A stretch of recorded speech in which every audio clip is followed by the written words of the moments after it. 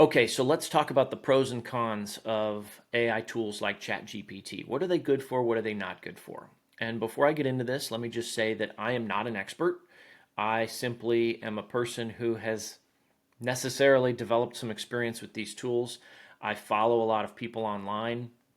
I've got some newsletters that come to me. I'll share some of those resources here in the module. I encourage you to go and do your own learning because this stuff is moving fast.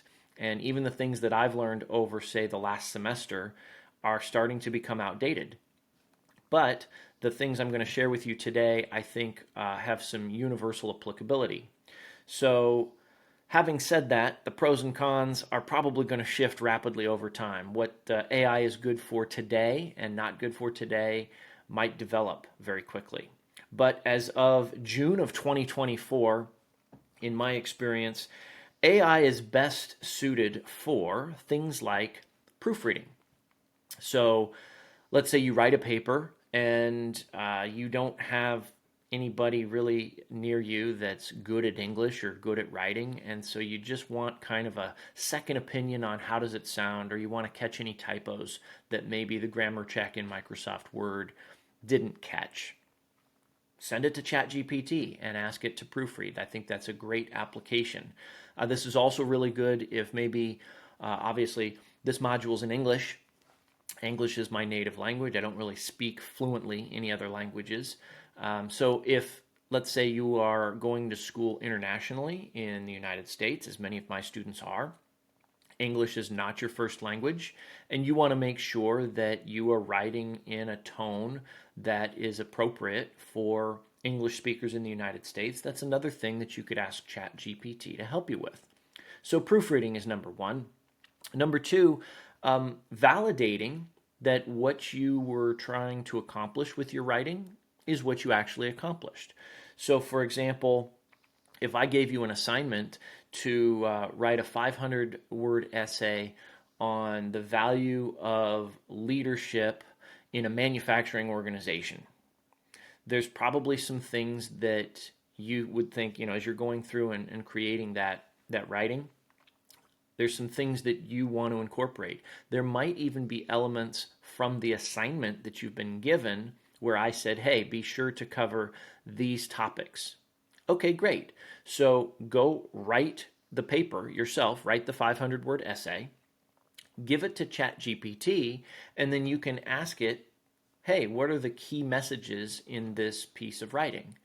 And when ChatGPT gives you the answer, you can compare that with what you were intending to do or what the assignment called for to see how well you did at hitting the mark. So, validating your work, I think, is another great application for generative AI tools like ChatGPT. Another one is ideating, coming up with ideas, brainstorming. This comes up a lot in the innovation class that I teach.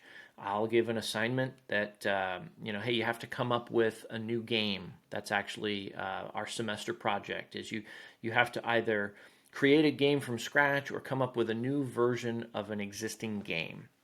And then we go through the various steps of innovating that. But it can be difficult to come up with something clever about, hey, what do we want to do? What do we want this project to be about? Go ask ChatGPT.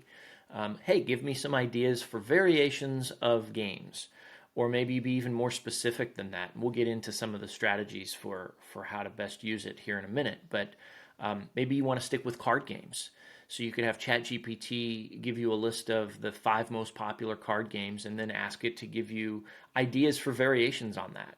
And then, you might not even take one of those ideas, but now it's kind of helping you along that creative path, and it might inspire you to come up with an adjacent idea. So, ideating is, I think, another great use for generative AI. The last one we're going to cover here today in terms of pros, I think generative AI can be good at wordsmithing.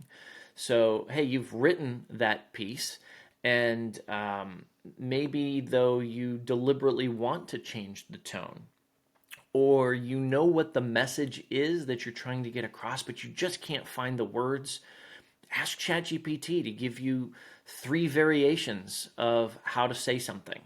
So if we go back to the example of, hey, you've been given an assignment about You want to write about the importance of leadership in a manufacturing organization.